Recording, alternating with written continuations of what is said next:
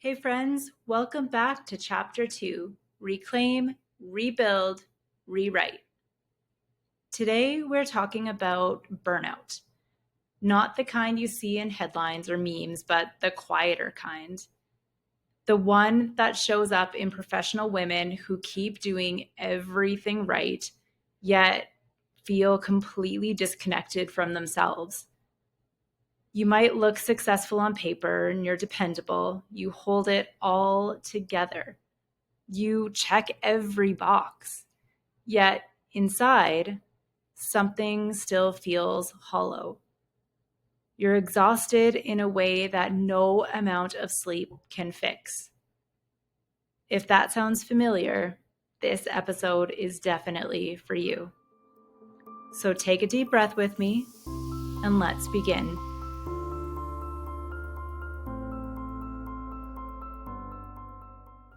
So, what is burnout really? Well, burnout is not simply tiredness.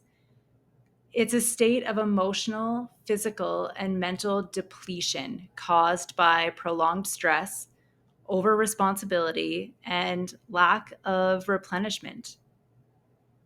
The World Health Organization defines burnout as a syndrome resulting from chronic workplace stress that has not been successfully managed. It includes feelings of energy depletion or exhaustion, increased mental distance from one's job, and reduced professional efficacy. But here's the truth. For women, burnout rarely stays just at work. It spills into every corner of life, our homes, our relationships, even our sense of identity. Let's look at what the research is telling us. According to a 2024 Gallup report, women globally are 81% more likely to experience burnout when they face daily conflicts between work and family responsibilities. A Boston Consulting Group survey found that nearly half of workers worldwide say they're currently struggling with burnout, and women report higher rates than men. The Harvard Business Review highlighted that women are more likely to take on invisible labor, so mentoring, emotional support, diversity work, and household management, tasks that are vital yet rarely acknowledged or rewarded. These numbers tell a clear story.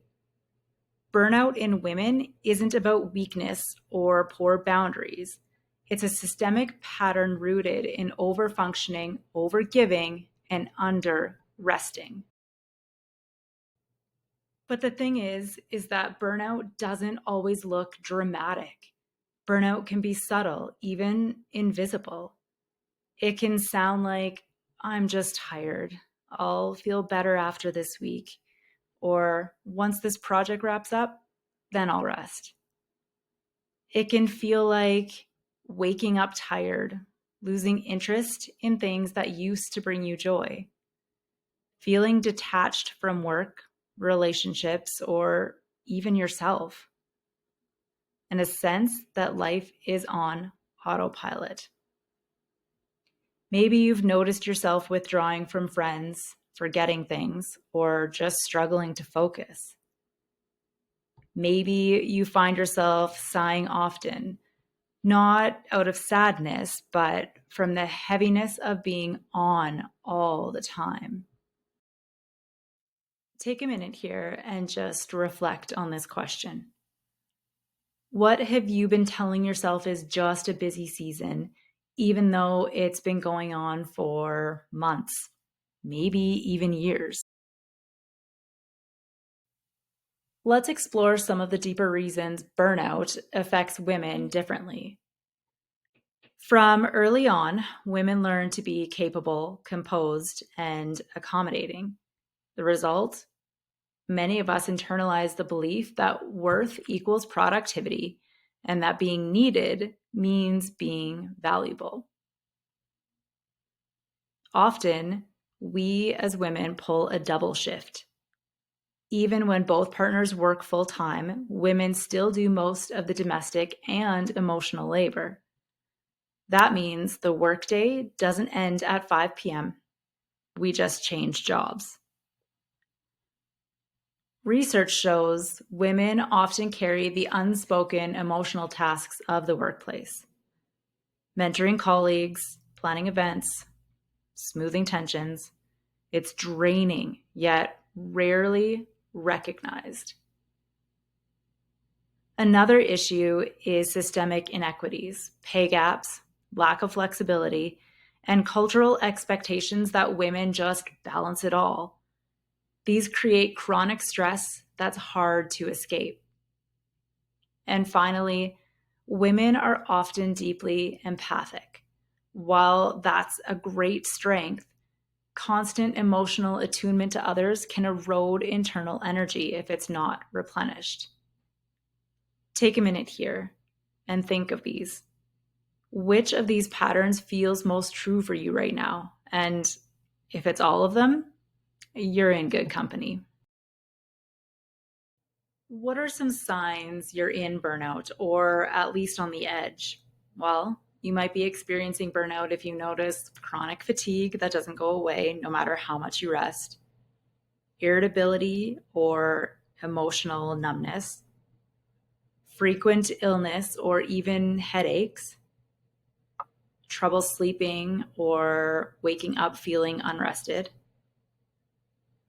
loss of motivation or just general meaning to your day, and feeling like nothing you do makes a difference. If several of those resonate, it might be time to pause. Not because you've failed, but because your system is waving a white flag. When was the last time you felt truly present? Not multitasking, not planning ahead, but actually there in the moment. The really scary thing is that if left untreated, burnout can lead to depression, anxiety, and even physical illness. In one study published by the National Academy of Medicine, chronic stress was linked to increased risk of cardiovascular disease, weakened immunity, and sleep disorders. But the emotional cost might be even greater. Burnout disconnects us from our intuition. When we're constantly in survival mode, we stop hearing our own needs, and over time, we stop recognizing ourselves. That's why I say burnout isn't just tired, it's losing yourself. Now, I'm not saying you have to quit your job or make a massive life change to start healing.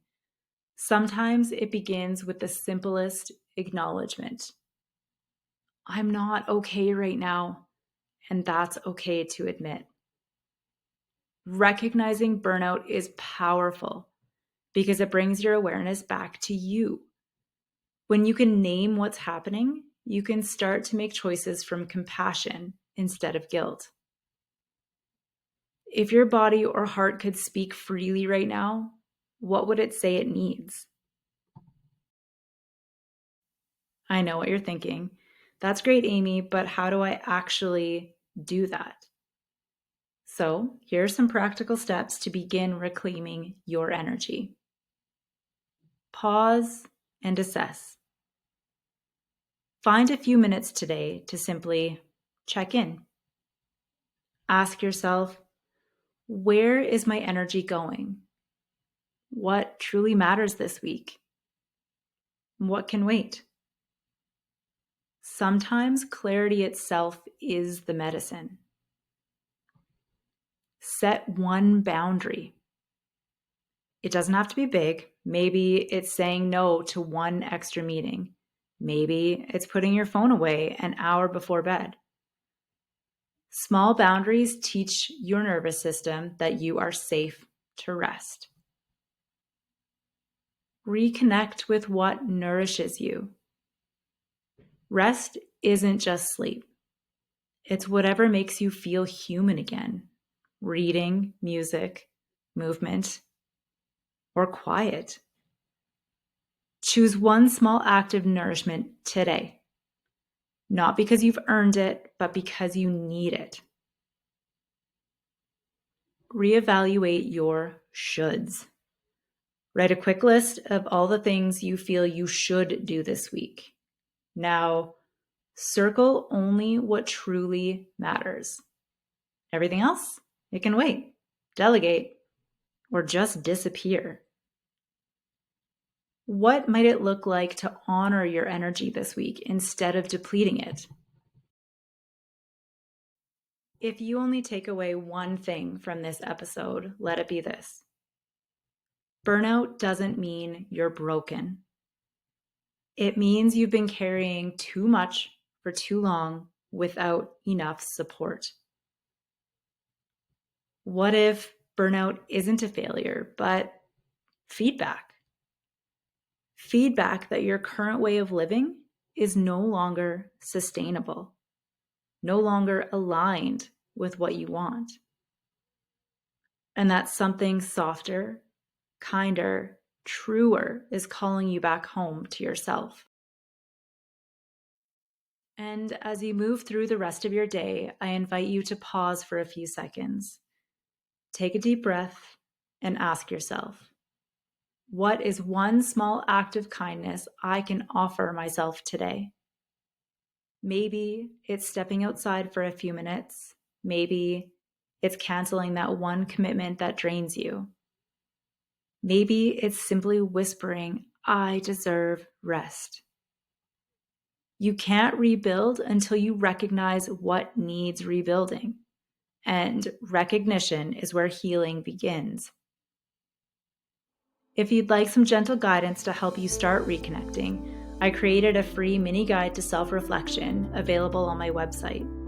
It's filled with simple prompts to help you slow down, listen inward, and begin writing your next chapter from a place of awareness, not exhaustion.